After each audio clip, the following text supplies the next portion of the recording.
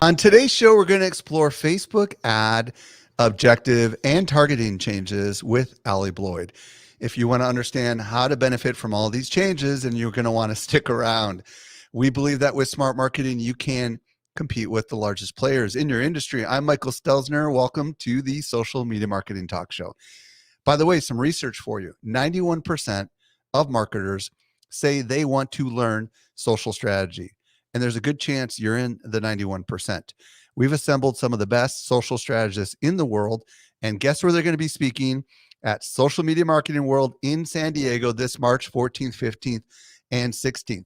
Grab your all access ticket by visiting socialmediamarketing.world and get your strategy track in line for the future. And if you cannot attend, well, we've got other options for you for streaming and on-demand tickets.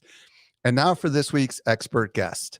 Ali Bloyd is host of the Marketing Inc. podcast and founder of Ali Bloyd Media, a leading training and consultancy for small businesses that want to do more with their social ads.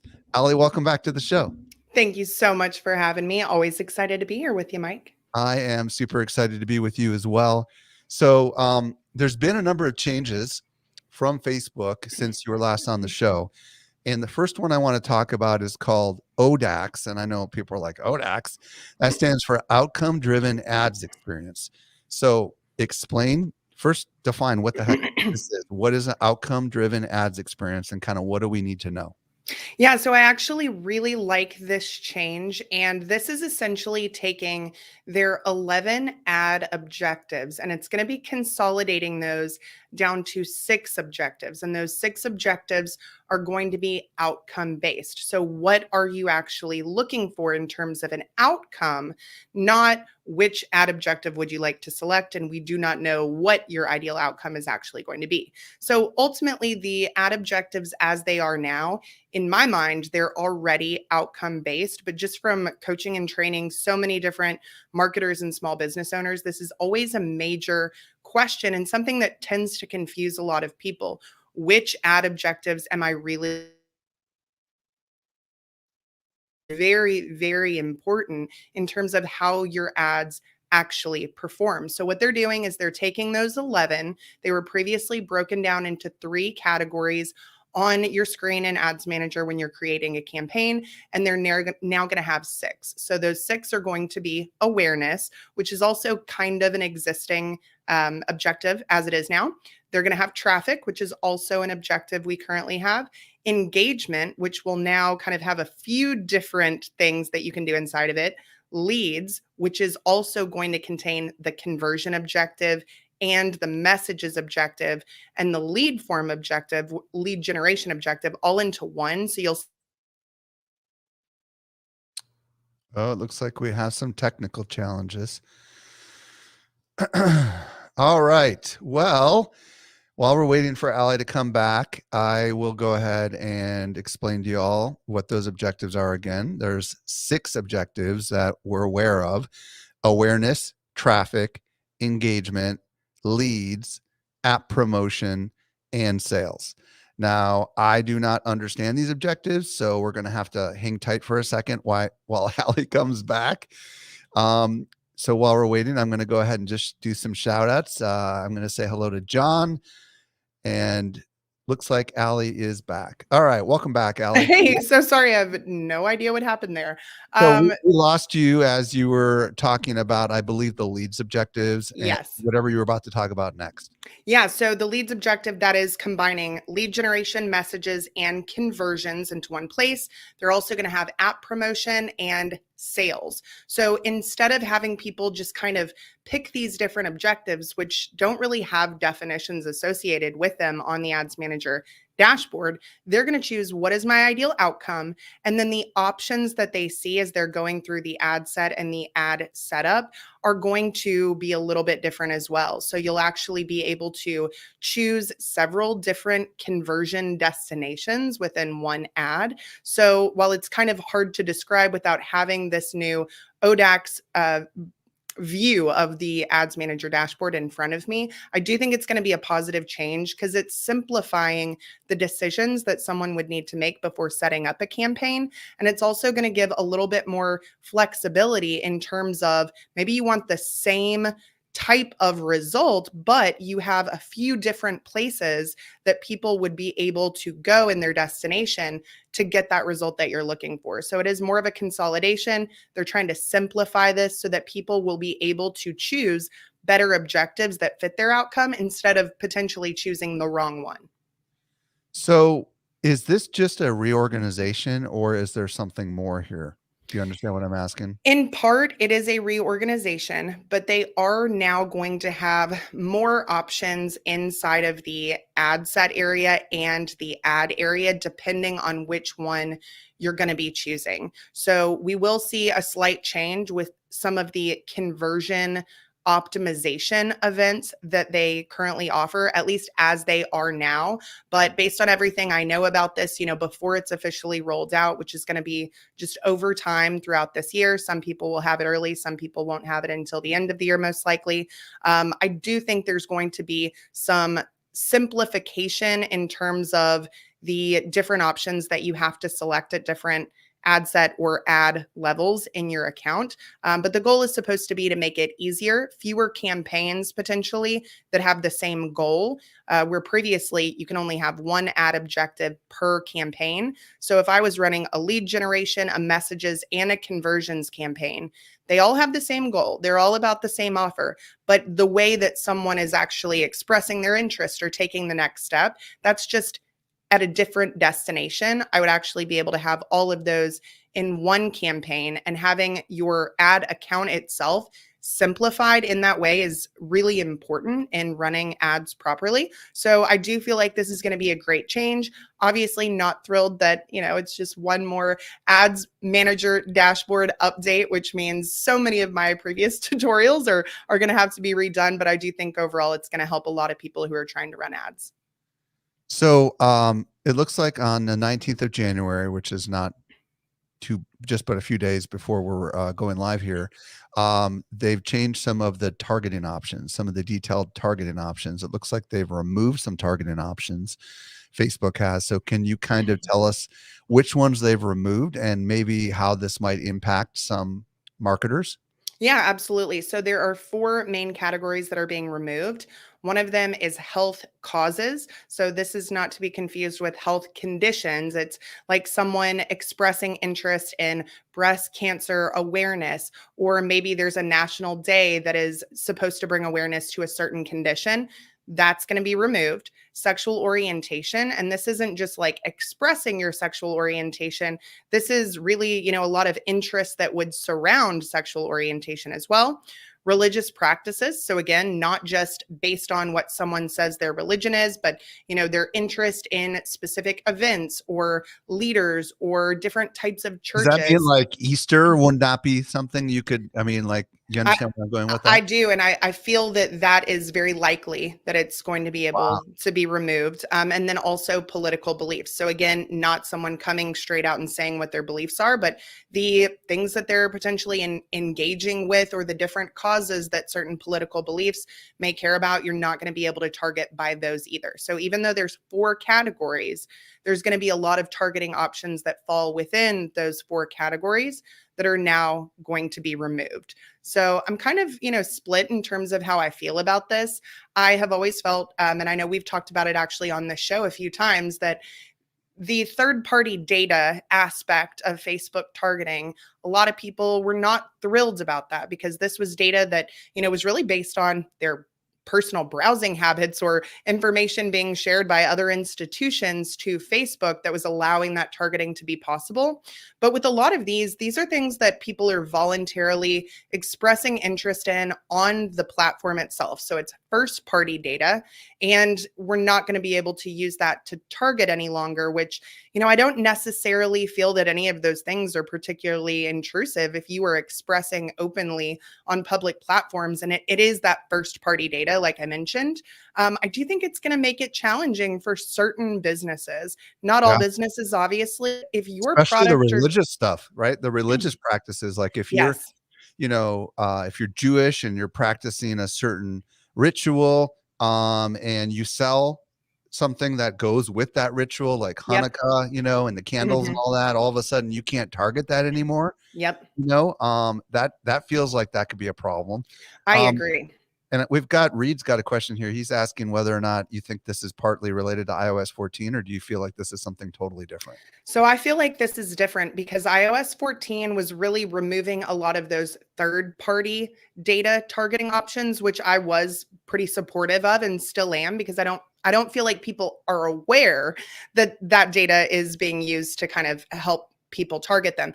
But all of these things are very common on places like Facebook and Instagram. You like a page about breast cancer awareness, you're sharing your experience, with the Hanukkah traditions, like you were just mentioning, or you are openly engaging with pages that have certain types of content related to these things. So that is first party data. And when you're on these platforms that that data is being tracked, obviously. And so I don't feel that people are trying to hide those things, which is the only reason I would feel that it might be something that could benefit people who are actually using these platforms. I think that, everything that I've read has really said that these things are as a result of, vocal opposition and people pushing back against them. I don't know that it's the people who are, holding these interests that are complaining, or the advertisers trying to target them. So in some ways, I feel like it's being done just to appease people who are against it, and they don't even really have a valid reason why we shouldn't be able to use these targeting options. I think everyone, whether it's the user on the platform or the advertiser, we want it to be something that's actually relevant to us when we're on those platforms. We don't want to see ads that have nothing to do with us. And if we are very passionate about a certain cause, or, our religion or anything like that, then we would likely want to see products and services that align with those things, because it's a part of our life. And that is where the individualized experience comes from. By removing a lot of these things, it's not only going to make it more difficult for the businesses to market to their ideal consumer, it's going to make it more difficult for those consumers to discover new products and services that are a good fit for what they care about the most. So I don't love this change. I don't know that it's going to impact everyone the same way. It really will depend on who you're targeting, what you're selling. And I've said this probably for about the last 2 years through a variety of our talk shows and social media marketing podcast interviews, that they are removing so many things. And it is so critical that businesses are collecting their own first party data. They're building their list. They're really getting that on platform video view engagement so that you can target based on those things, as opposed to relying solely on the interest-based targeting. Yeah, and it seems to me as if they're hitting like 4 big hot button topics, like health, sexual orientation, religion, and politics. I agree. And it feels like to me maybe this is a signal that they're going to be deprioritizing even organic content on all 4 of these things, right? I would not be surprised at all if that Maybe they're happened. just trying to create a platform that has a little less caustic debate on these things, and this is, maybe a signal that there's just going to be less of this, whether it's ads or organic, so I wouldn't be Yeah, surprised if that's where it goes. You know what I mean? I agree. All right. There was a study, or no, wait, hold on a second. I'm skipping ahead. Facebook has updated social issue ads. Did we just talk about that? We just No, did. so this is slightly different actually. So they have updated their process in allowing people to run ads related to social issues. So this one's, a little more difficult to understand based on the way that they have presented it. But essentially, in the past, if you were running ads that even in your ad copy was kind of like advocating for a certain cause, and a social cause, they have a very broad definition of it. They say the economy is a social cause. So if you're talking about the economy or advocating for certain economic things, even in your ad copy, then you would likely be put into this social cause category. They had a verification process. You would have to have a paid for by label on your ad. And so what they're doing is they're changing their criteria around this. So again, it's not going to impact everyone, but if you are selling anything related to any type of social cause, or just that's part of your marketing message because that's what your end consumer cares about, this could be a benefit. I do see some drawbacks as well. So I'll give you kind of an example. This isn't about politicians, running ad campaigns. Those things are going to remain the same.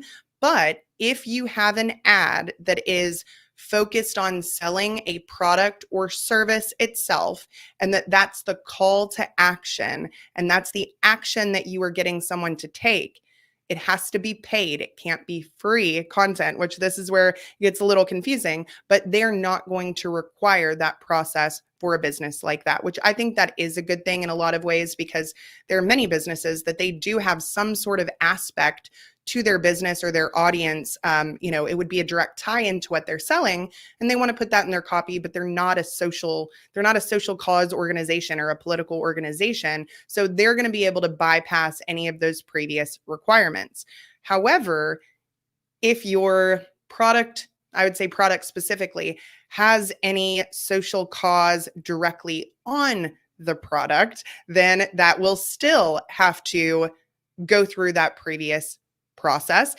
So here are two of the different examples that they've given to try and help people understand what will be different. So this is an example of what would still be considered a social issue ad.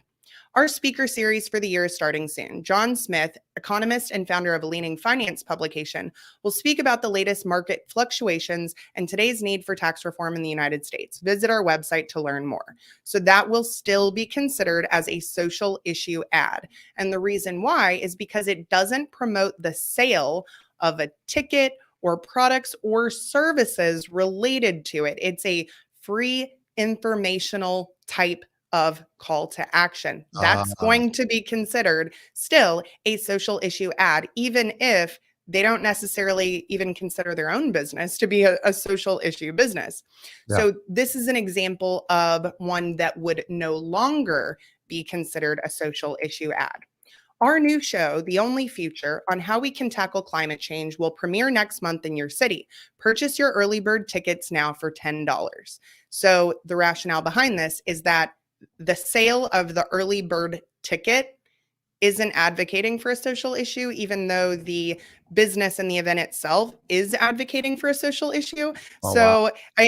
Again, a little convoluted in their decision-making behind some of this, but I think the takeaway should be, if you are in one of those categories, you need to be selling something with your ads. They obviously are prioritizing businesses who are selling something. But also, another example that you would want to consider is this is no longer a social issue ad as well. It's on Earth Day. It's time for us to demand that we reduce carbon pollution. Show your support with our new hemp t-shirts. Shop today. So that's not a social ad, but on the alternative, the other one would be, our leather patches just arrived. Each patch is embroidered with support refugees. Shop now. So because the patches themselves have support refugees on them, that is still considered a social ad. So if it's not actually on your products and you're selling something, you're going to be able to bypass this requirement.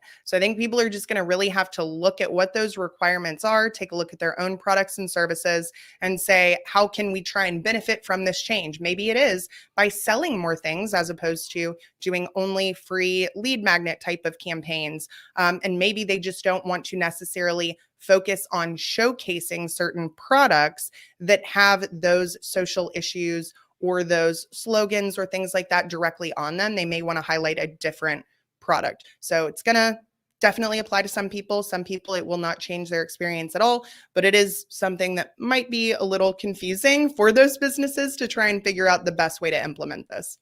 Yeah, and for folks that want to actually look at what Facebook has to say about this, you can just Google Facebook social issue ads updates, and you'll be able to find their official announcement. But man, that's crazy town as far as like all that stuff. Yeah. There was a study that they did of consumer packaged goods companies, and they specifically were studying interest and what is this? Interest targeting versus demographic targeting, and which one worked better. You looked at the results of this. What are your thoughts on this?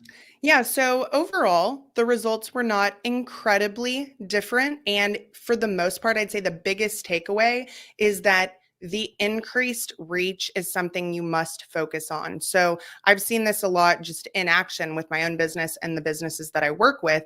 And that's when you try and narrow your audience too much with specific interest.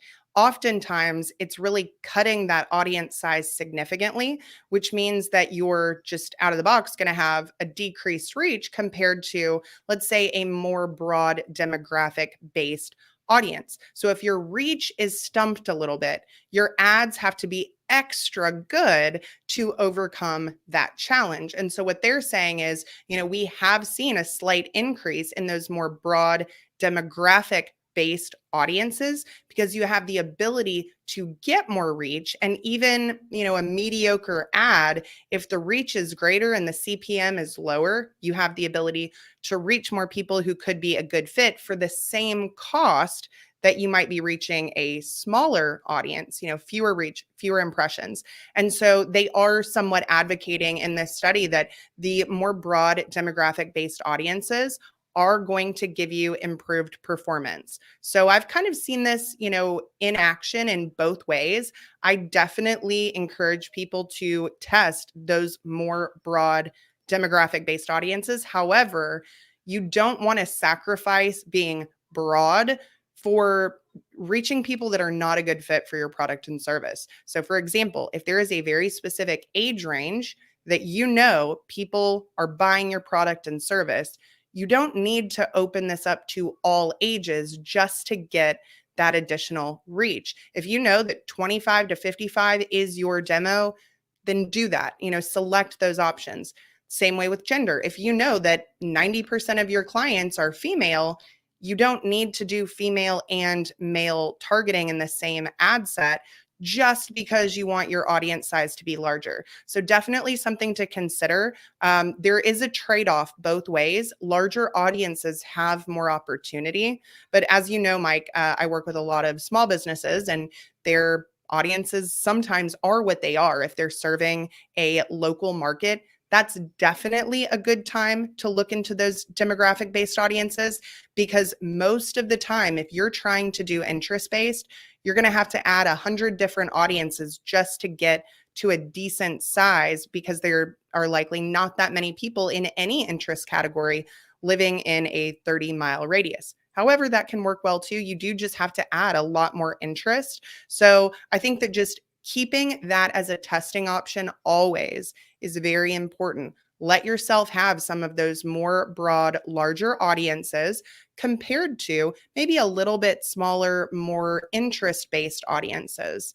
And then I also think the changes that they've made within the last year with the iOS 14, the reduced third-party data that comes into their targeting options, and now, even more with some of these other options that they're going to be removing, your interest that you're selecting may not even be very accurate, or they may not be what they once were because Facebook was using different information to determine who fell in those categories. And so you absolutely want to be testing both ways. But I do think that, again, there is a trade-off. Make sure that you're still focusing on that demographic that's actually buying from you. And with interest, maybe select some of those more general or broad interests that will give you those larger audience sizes. Another interesting update is Facebook has expanded the eligibility for people to run ads crypto related. It's somewhat technical, but Mhm. it looks like they've got 27 different licensing categories or something, and they're still requiring, like, if you are a company that makes software or hardware wallets or platforms or software apps that are crypto related, that you still have to get quote unquote written permission before you can actually run these ads. It seems as if somehow they're starting to open up the doors because there's a lot of money in the crypto world, right? And they want that Yes. money. Is that how you read that? I do. And, I think just based on some of the things you and I have talked about, there's really this type of product service that we're going to see so much more of in the future. And they want to make sure that they're not excluding those people from being able to advertise, but also, just like you said, they want the advertising dollars. They know there's a tremendous amount of money in these different softwares and platforms. And I think it's probably going to end up being somewhat similar to the rules related to investment companies or financial planners, financial managers advertising on these platforms. They definitely have their own internal requirements that they have to meet, but they also do have additional requirements through these platforms on what they can and cannot say. And then where this is concerned, I think they're trying to do their best to prevent consumers from being defrauded, because there's so many people, as you know, that just don't really understand this. They don't know what to look for. They wouldn't know a scam from something real if you put it in front of them, because it all looks like gibberish to some people at this point. So they are relaxing them a little bit. There's definitely still very specific requirements for businesses that are in the crypto or the trading space. But I do think we're probably going to see those be a lot more relaxed moving forward. But I do not believe they'll remove any type of requirement or any specifics that you can and can't say when it comes to ads like that. Well, and Sue here brings up a really good point. She said that they need to open this up because they intend to market NFTs, which is absolutely true. We just literally yesterday heard that Instagram and Facebook are going to somehow work with NFTs, which are fascinating. And speaking of NFTs and crypto, I don't know if everybody knows this, but literally last week, we at Social Media Examiner just launched the Crypto Business Podcast.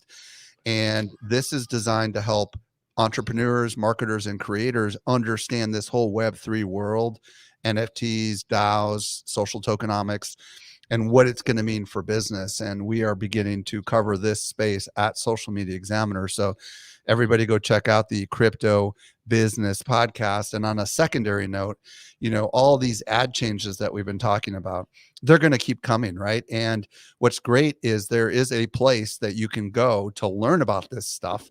And Allie's going to be there teaching along with a whole bunch of other ads experts and non-ads experts. And I'm talking about social media marketing world. So grab your ticket, because the world has changed a lot since the last time you've been to a conference. And the marketing techniques and strategies of old are not working anymore. We need to get in a new era. And that's where you get a chance to come and check it out by visiting socialmediamarketing.world. You can experience this both in person here in San Diego, or of course you can get a streaming or on-demand ticket. Allie, if people want to discover more about you and the products and services you've got going on, where do you want to send them? Well, you can visit my website, alliebloydmedia.com, but also the Marketing Inc. podcast, Big Ideas for Local Businesses. We drop an episode every week. My YouTube channels at Allie Bloyd Media.